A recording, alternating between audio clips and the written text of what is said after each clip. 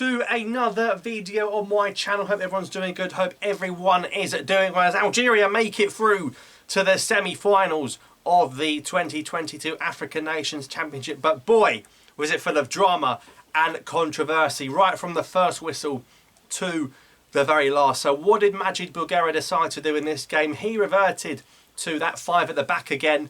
Alexis Guendouz in goal. That back five. I was talking in the preview about which third attacker he'd put alongside Mahious and Mazienne because I didn't think there was really a standout candidate.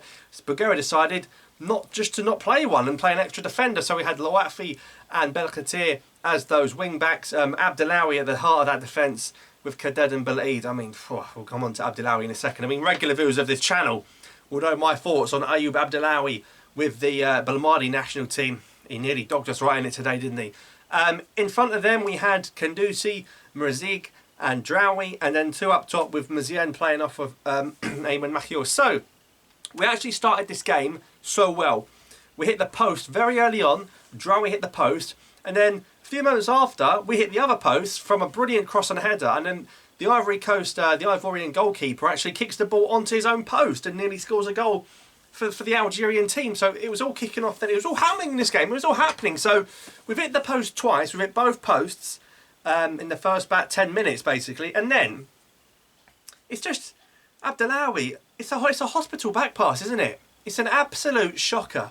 Guendouz has to run the 100 metres like Usain Bolt to reach that. It's ridiculous. How can he expect Guendouz to be... If Guendouz doesn't run for that, the Ivorian forward's in and he's going to have a one-on-one. I mean, he's literally got Guendouz sent off. If I'm Guendouz now, I'm absolutely fuming. Abdellaoui, that's meant to be the captain, leading by example. He's doing crap like that.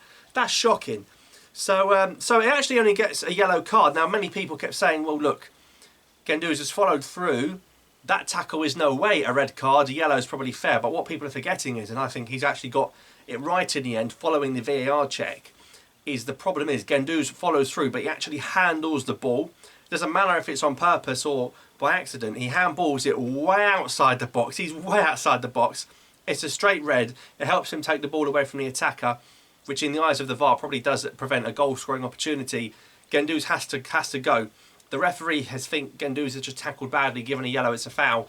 Watching that VAR, he sees the handle, the handball. He has to go. Now, the problem for Guendouz is, yes, Algeria have won the game, but he's going to miss the semi-final through suspension. So it's a bit of a double whammy for Guendouz. You see him how passionate he is, how much he wants to play. He wants to be Algeria's main number one down to Belmadi and so forth. But he's going to have to miss that game. So Farid Sha'al came on, and he will be playing in the semi-finals, I assume, because he's the second keeper, clearly in Bulgaria's pecking order. So Farid Sha'al, of course, once again, did keep up the clean sheet record. Algeria, 4 games, 4 wins, 1-0, and 4 clean sheets with Sha'al in goal. So funnily enough, the one player he didn't rest in the last group game was Guendouz. He's now going to miss, well, he missed most of the quarterfinal, and now he's going to miss the semi-final. So if we see Guendouz again, it'll probably be either in the final or we're not going to see him. That may have been his last kick of the tournament, which would be a real shame. And then more drama. We see Belkhatir get, I mean, he got studied right in the merguez. Belkhatir, if he's got no kids, he won't be having any, let me tell you. He got absolutely studied right in the mush, right in the merguez. That looked painful. Now, usually you see those come and go. I don't even think he got a booking originally. VAR, very well, very consistent in Baraki today. Referred the referee to have a look at it. He goes over to the monitor again, checks it more than his phone, and issues a red card for the Ivorian left back. And suddenly we're thinking Algeria are in massive trouble, having to sacrifice, was it Guendouzi that came off, and having to play with 10 men. All of a sudden, while we're just reshaping the team, we're getting to 10v10 and we're back where we started, and it was almost like a bit of a stalemate. And you're thinking, all right, the game goes back to how it was, where Algeria were absolutely dominating the game. The problem is, it took until the 94th, 95th, 96th minute to finally make the breakthrough. We were dominating. Now, before we get that late pen, I actually think we had a very good pen shout just before the pen, where there was a shot and it hit the hand in the box. I think it was handball. Didn't get checked because the ball didn't go out. The ball didn't go out until the one on Mahious a minute afterwards, which the referee then went and checked. Ivory Coast won't be happy with it. I think it is a pen. I mean, he stopped him from having a shot on goal. It's good play. We finally just see a bit of link up between Mazienne and Mahious. Been waiting for it all day, and it leads to the goal. And Mahious, that is his 3rd goal of the competition, the top scorer in the tournament. Brilliant penalty, nerves of steel, puts it in the corner, keeper doesn't even move, and the stadium, again, I've got to give a word on the fans. The fans were bloody brilliant, weren't they? Torches out, Mexican waves, singing loud. You can tell, and this is why it's crucial if Algeria can host that AFCON, is that if AFCON came to Algeria, the trophy's not leaving.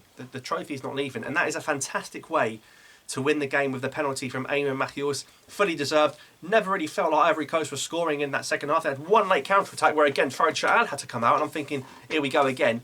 But overall, 1-0 win, and Algeria are through to the semi-finals of the Chan. And, interestingly, that game, we'll be talking about it close to the time, won't be in Baraki. It'll be all the way in the Milud Hadefi Stadium in Oran. We'll cross that bridge when we come to it. But, of course, Alexis Guendouz will not be playing any further part in that match. So 4 wins out of 4. Algeria now 2 games away from winning another trophy. Let me know your thoughts in the comments below on the game. Thanks so much for watching. See you next time.